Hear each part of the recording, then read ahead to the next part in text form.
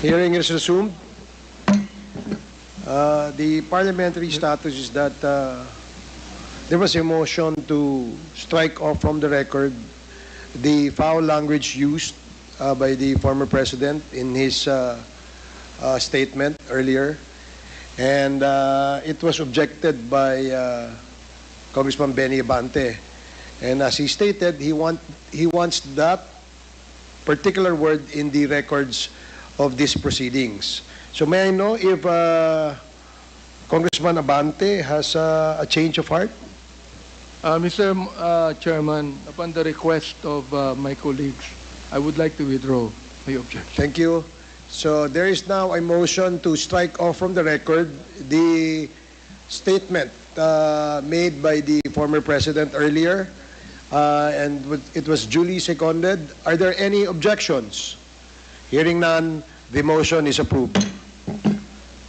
So please continue, and you have 3 more minutes.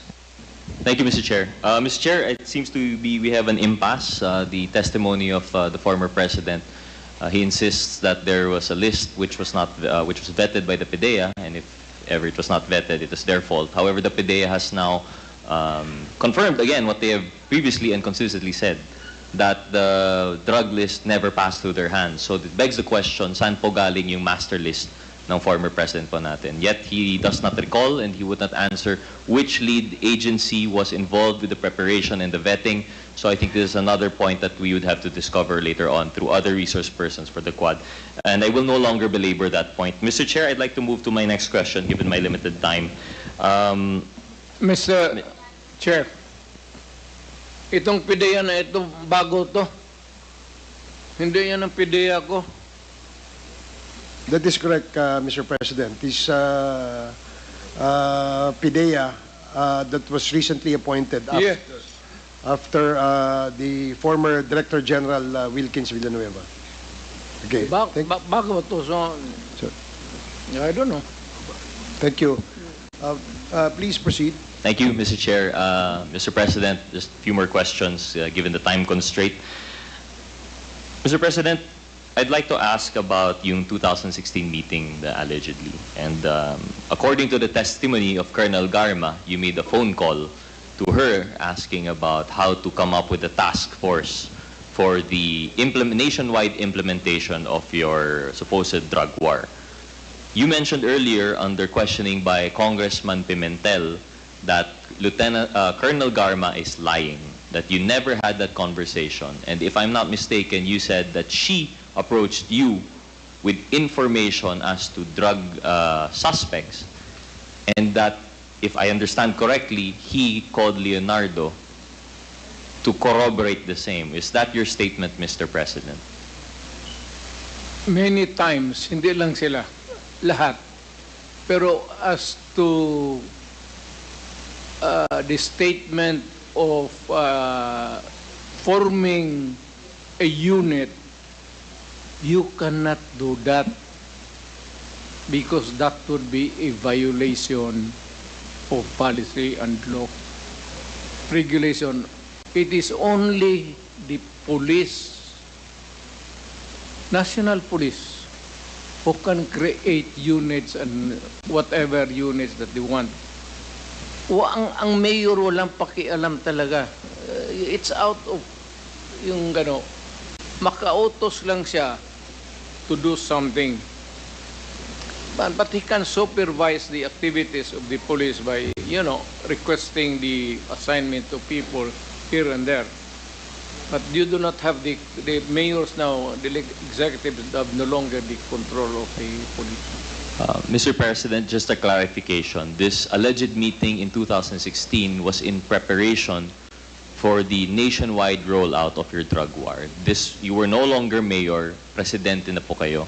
And at this time, I believe that the PNP would be answerable to you. So it would definitely be within your powers to order the Chief PNP to create a special unit in the same way that the Chief PNP was answerable to you when you had him implement Oplan Double Barrel.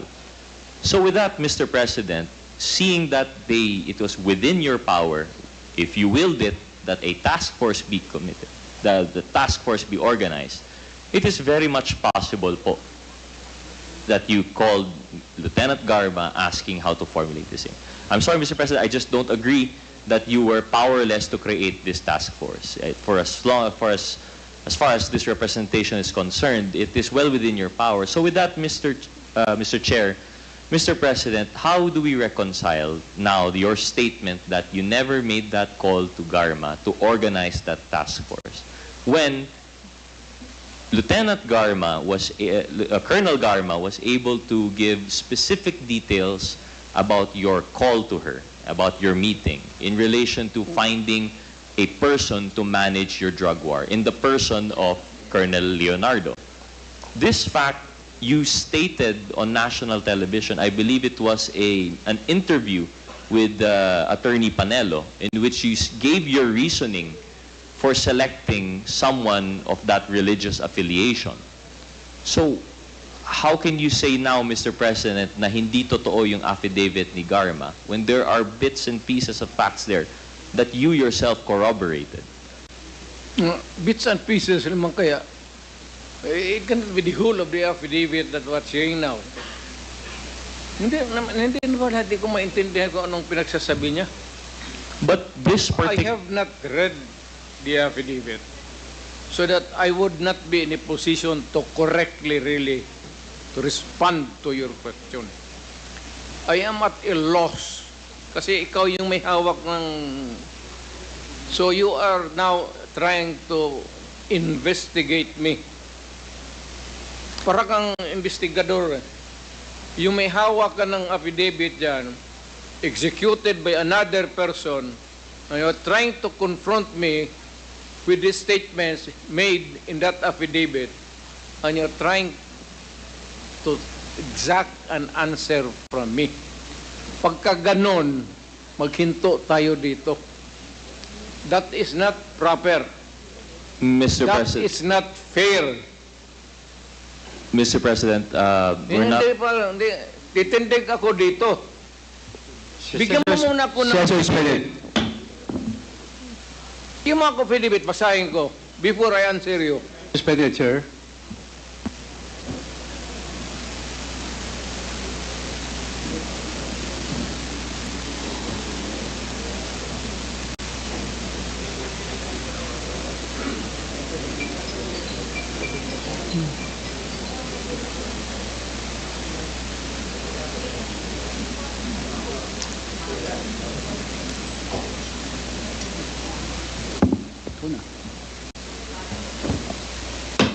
Hearing resume.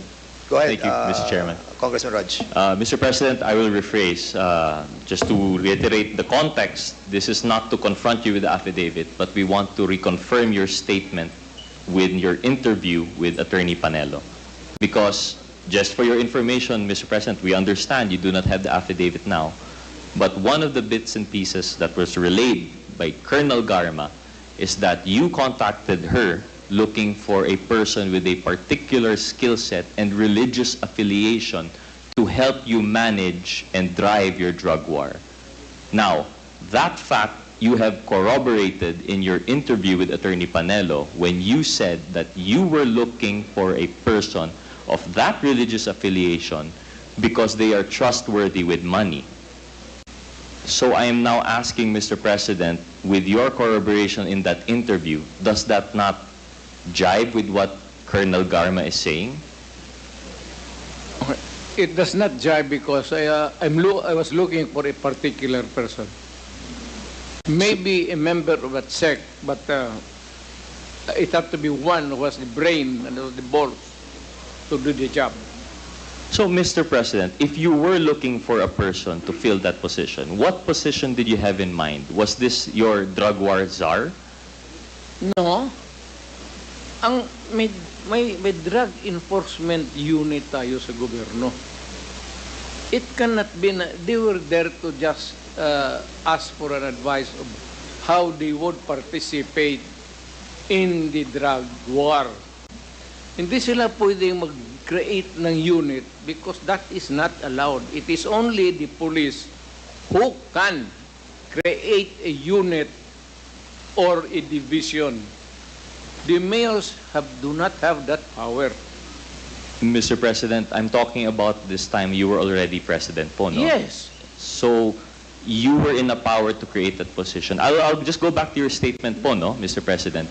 You said you were looking for someone with the smarts and the balls, sorry for the language, you were looking for someone of that capacity. Now, according to Colonel Garma, you were looking for that person to manage your drug war. But you are saying now that it is not to manage your drug war because you couldn't create that position. It's a statement. Do not bind me with your statement. No, I'm now asking, Mr. President, about your statement. Why were you looking for someone with the brains and the capacity? Ano po yung job na, ano po yung trabaho na ibibigay mo po sana sa taong iyon? Because drug money is Alam mo, that is why we are not succeeding, because drug money is supporting the syndicate. Madali ang pera. Nagpibigay ng pera yan. Huwag na tayo magbulahan dito. Kaya tayo hindi nagsasucceed kasi ang money, madali ibenta sa mga bata. And, you know, they bribe. Hindi tayo magulihan na tayo kung sino ang guilty o kung sino ano.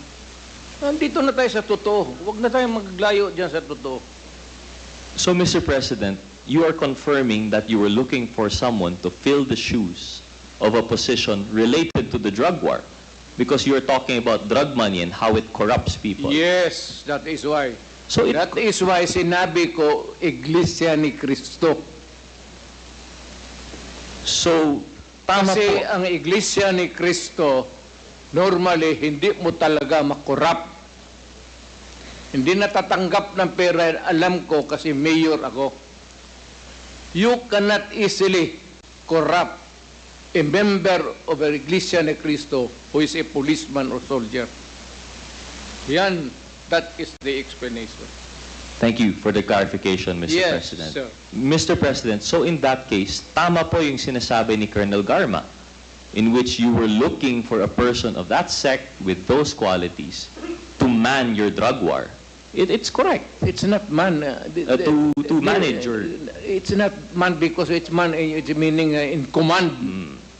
Dalawang tao lang yung pinag-isipan mo. There is a drug unit in every department. Ano ka man? They were there for an special operation.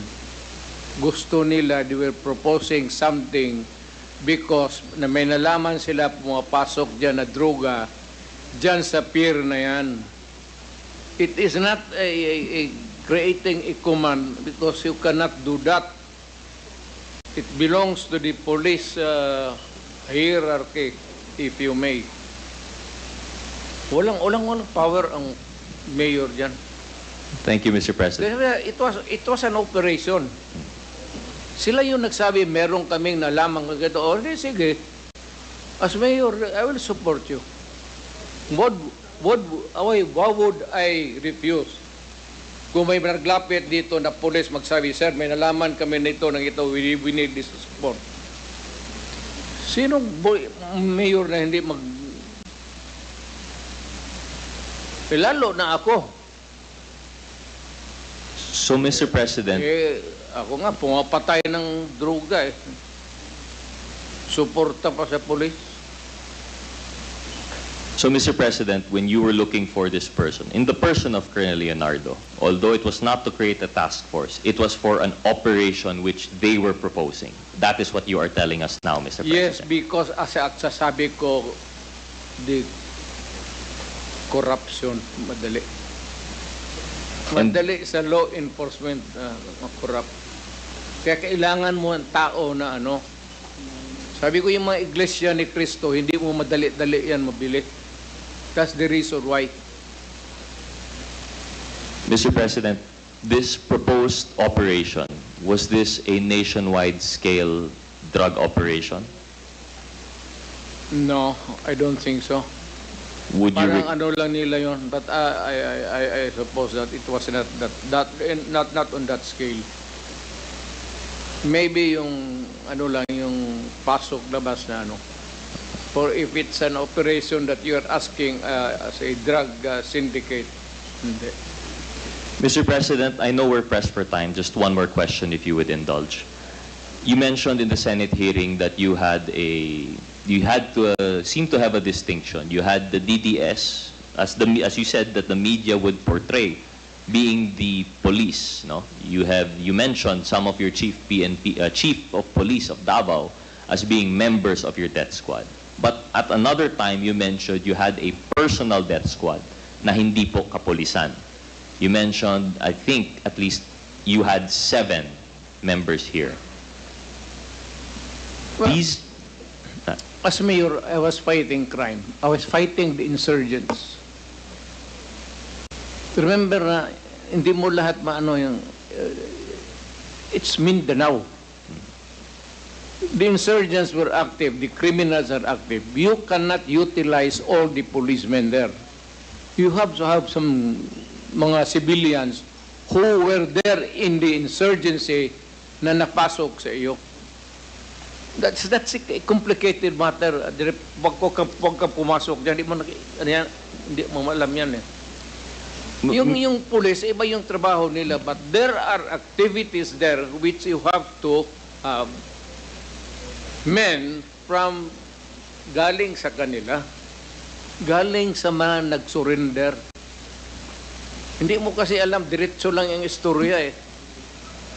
That is why it is good. Mayroon tayo nito that I can clarify everything. Once and for all. Wala man akong tinago. Why would I form for what? and I agree, Mr. President, we're here to clarify all of these Yes, facts. Sasabi, I was responding to your question because, pardon me, it borders to sometimes, I will not use the word, it's sometimes a conclusion that borders into Well, Mr. mayor ako, presidente ako, ganun ako gagago. You think? Mr. President, my next question in relation to that was just the predicate, the premise po, no? That- Na you had a personal DDS. Gago ako? No, Mr. President, the question supposed to follow was that could you name those 7 people? Kung pwede niyo po ipangalan yung 7 members ng DDS na yan po. Members ng DDS? Your personal civilian DDS, which you mentioned is apparently counter-insurgency force. Apparently, you know, even if they exist, why would I tell you the names now to you? Ang tingin mo sa akin, stupido?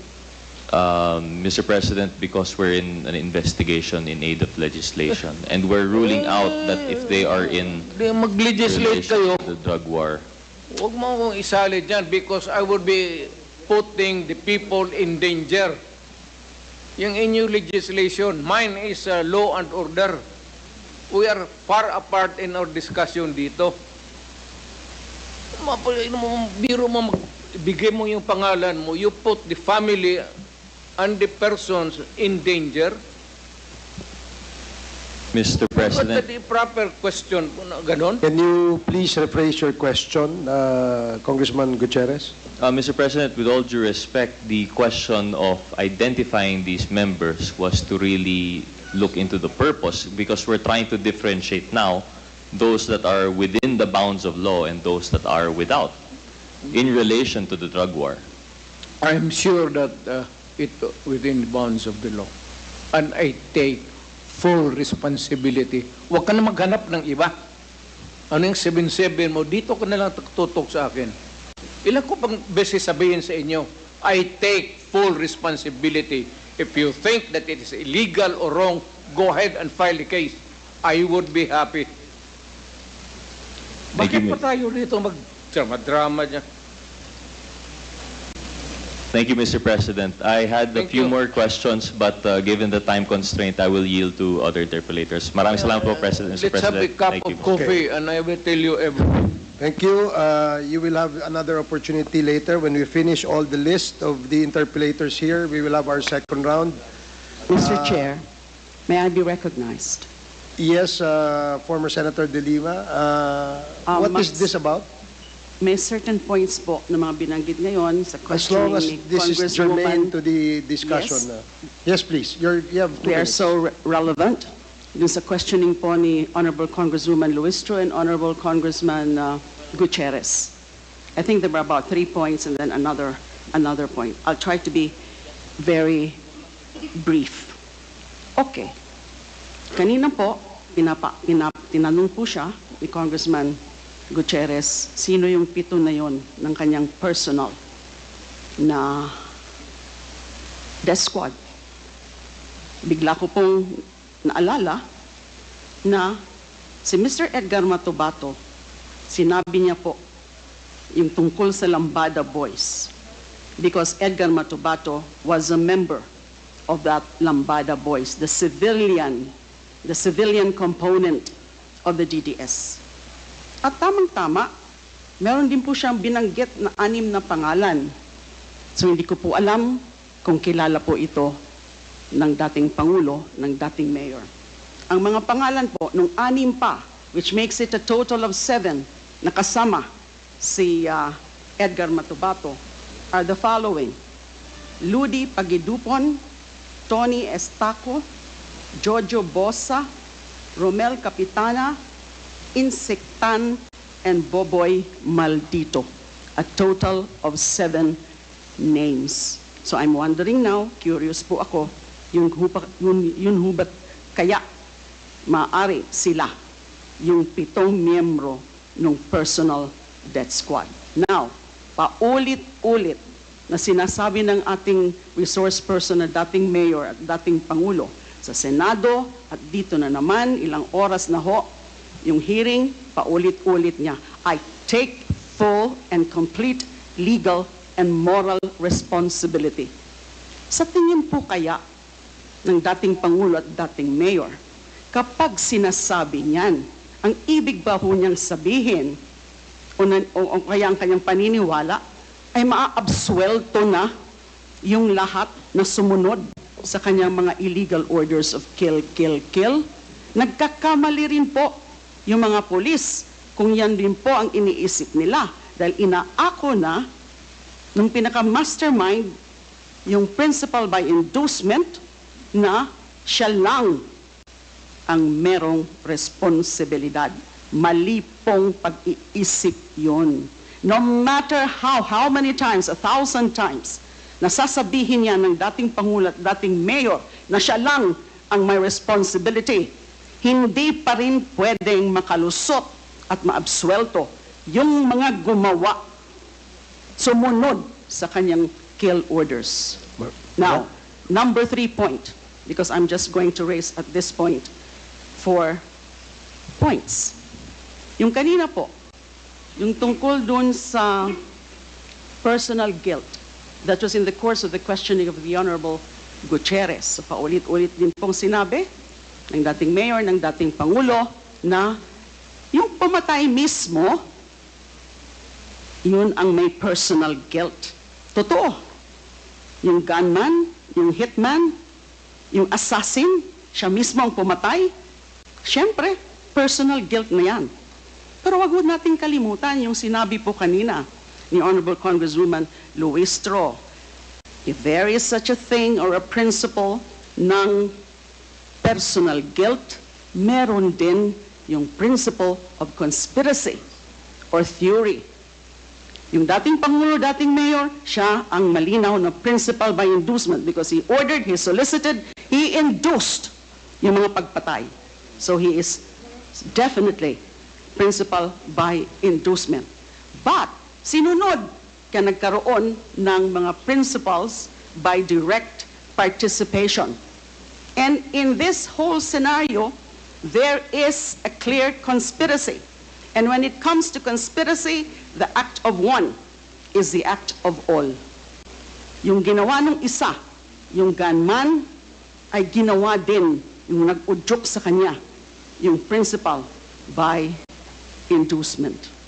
Last point I want to say at this point. Kanina po, napansin nyo, hindi nga niya po masabi yung pangalan ko. Ayaw niya pong kilalanin kung sino yung dating Commission on Human Rights chairperson. Sabi daw, again, nung tinatanong o dun sa mga punto ni Congresswoman Luistro, hindi niya kilala kung sino man yan, yung taga-CHR na yan. Nagtataka po ako doon. He's lying when he said that he does not know Laila de Lima. How can he say that he does not know Laila de Lima? Unang-una, nung DDS, yung hearing po namin, yung CHR inquiry sa Davao on the DDS killings, siya po, as then mayor, ang pinakauna na tinawag namin as resource person. Di ho ba? Pangalawa, naku, kayo, narinig niyo ho yun. Napakaraming mga okasyon, mga public pronouncements niya na ako ay tinitira niya, ako ay binabastos niya, kung ano-ano yung mga sinasabi niya sa akin, binabantaan din ako. You will rot in jail, Laila de Lima. And isa pang naaalala ko, nakita niyo rin po siguro yun, noon pong first SONA, di ho ba?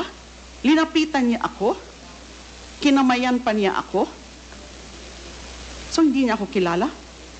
Alam mo yan, for example, ni former ES Salvador Medialdea, na kilalang kilala ako ng dating mayor at ng dating pangulo. So he is lying. Maraming salamat po. Thank you, Senator. Iba na kasi ang hirdo niya kasi hindi mo kilala. Mr. President, may I remind you that please refrain from talking